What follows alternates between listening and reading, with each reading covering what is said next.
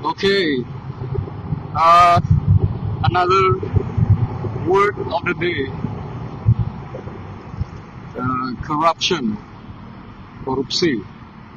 Jadi satu istilah yang sangat menarik sekali dan banyak merubah lah, banyak mengubah eh, apa ya pengaturan sosial dan politik di negara-negara modern ya, kata-kata istilah korupsi ini.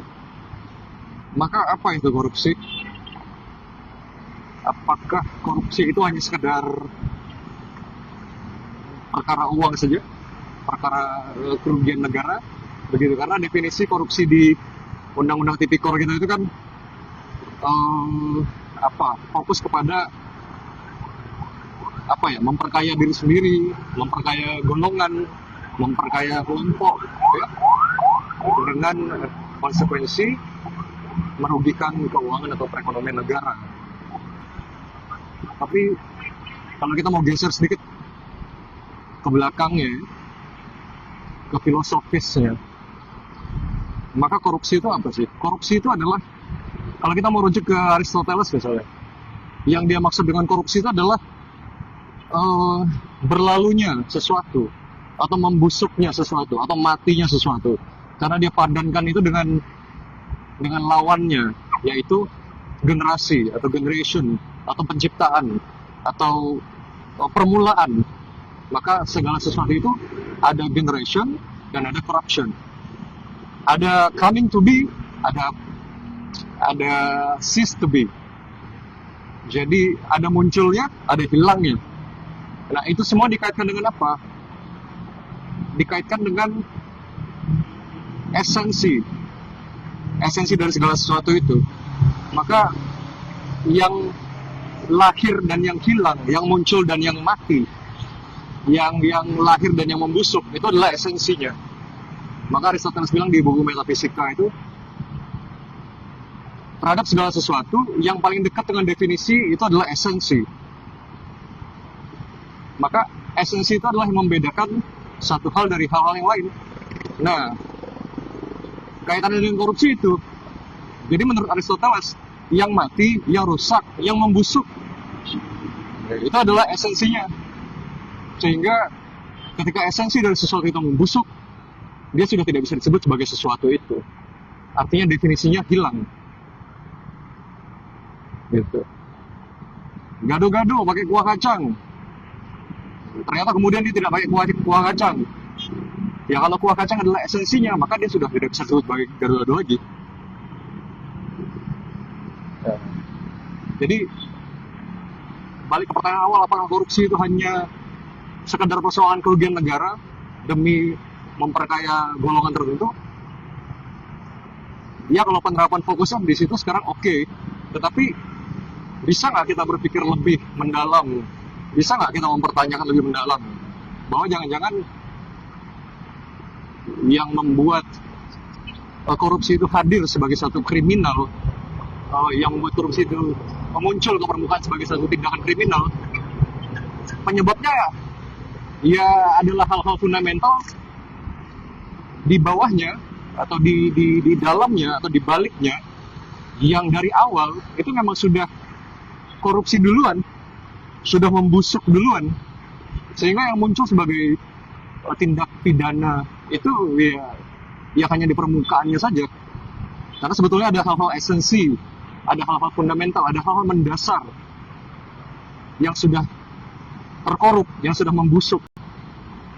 Nah, maka gimana kita melihat itu?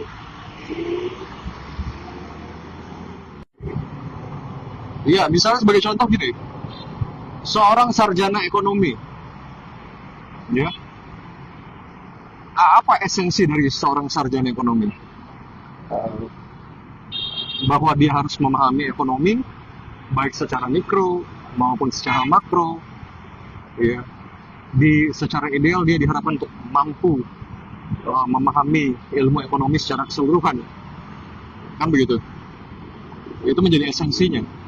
Jadi kalau ada seorang sarjana ekonomi yang tidak mampu memahami itu dan tidak mampu menjelaskan itu, maka dia sudah keluar dari esensi sudah keluar dari definisi yang harusnya membentuk istilah sarjana ekonomi yang disematkan kepada dirinya itu.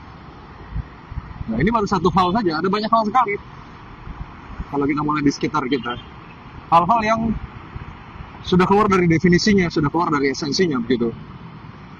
Yang paling dekat dengan esensi itu adalah definisi. Mengapa demikian? Karena definisi itu berupaya merumuskan esensi itu di dalam apa? Di dalam kata-kata. Makanya dia menjadi definisi.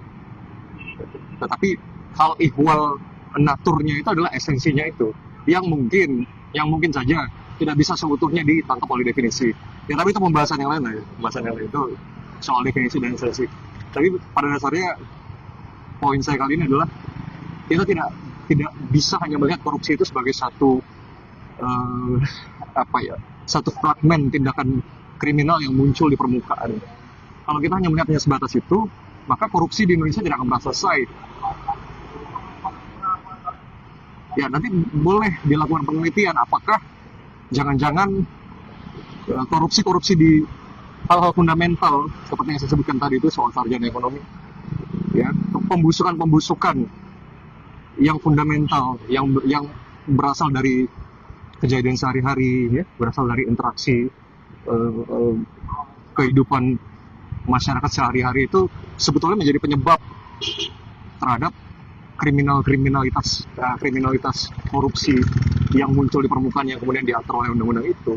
Maka daripada kita sibuk ngurusin ujungnya, kenapa nggak kita beresin dulu akar permasalahannya? Gitu loh. Dan kalau ngomongin sarjana ekonomi yang nggak paham ekonomi, banyak sekali saya temukan. Gitu. Dan bukan hanya sarjana ekonomi saja, ya. Ada yang ngakunya sastra Inggris, punya ijazah sastra Inggris, tapi nggak bisa bahasa Inggris, menerjemahkan asal-asalan, pakai Google Translate, nggak diperbaiki lagi. Saya ketemu contoh nyatanya seperti itu. Maka banyak lah, ya. Orang lari dari definisi, orang kabur dari definisi, tidak taat definisi. Maka itu menghasilkan korupsi di level-level paling awal. Baru kemudian terjadi korupsi yang kriminal itu, yang merugikan keuangan negara itu. Ya. Bisa terjadi kriminal ya karena apa? Karena ya politisi atau pejabat yang sesuai dengan definisinya, yang sesuai dengan esensinya harus melayani rakyat, tapi ternyata malah melayani kepentingan dirinya sendiri. Ya, pejabat-pejabat, petugas-petugas pemerintah, atau siapapun itu kan sudah di ujung. Tapi sebelum dia menjadi pejabat, sebelum dia mampu berlaku korup dengan kewenangan, bukankah kita patut curiga bahwa sebetulnya dia dididik dari dulu, dari awal, dari mudanya, ya, di dalam lingkungan-lingkungan yang memang memelihara korupsi, memelihara pembusukan di segala lini. Sehingga ketika dia punya kekuasaan, ya dengan sendirinya dia menjadi korup. Sudah natural bagi dia. Ya, boleh dicek juga etimologinya itu, corruption itu. Corruption itu boleh dicek etimologi dari bahasa Latin juga kalau tidak salah ya. Corruptio. Entah bacanya corruptio atau corruptio. Ya, yang artinya apa? Yang artinya rusak secara total. Hancur sehancur-hancurnya. Sama seperti yang diterangkan oleh Aristoteles mengenai cease to be, mengenai sesuatu yang hilang karena esensinya hilang. Maka sesuatu itu yang nggak bisa disebut sebagai A kalau esensi dari A itu hilang. Esensi dari segitiga adalah dia punya sisi 3. Kalau sisinya tidak 3, esensinya berbeda, maka dia tidak menjadi segitiga lagi, begitu. Maka kita perlu taat definisi sebelum kita menunjuk bahwa aparat pemerintah korup, pejabat korup, ini korup. Coba kita cek dulu ke diri kita sendiri. Kita cek dulu di lingkungan kita sehari-hari. Jangan-jangan sebetulnya yang perlu diberesin itu adalah yang fundamental dulu tuh. Baru kita bisa mencegah tindakan-tindakan kriminal korupsi yang akan datang kemudian. Jadi beresin fundamentalnya dulu, baru kita bisa mencegah. Saya pikir begitu itu. Jadi nggak bisa kita hanya sekedar melihat korupsi itu sebagai satu di ujungnya saja fragmen tindakan kriminalnya itu. Kemudian dengan memberantas itu semua kita berharap bisa menyelesaikan akar permasalahannya, bisa menuntaskan itu nggak bisa. Ya. Jadi tesis dari saya itu kurang dari definisi adalah korupsi, kurang dari esensi adalah korupsi. Itu kayak ngomongin ayam goreng tidak pakai ayam. Iya, itu ayam goreng yang korup. Lebih baik tidak usah disebut sebagai ayam goreng daripada menghina intelektualitas kita. Iya, begitu ya.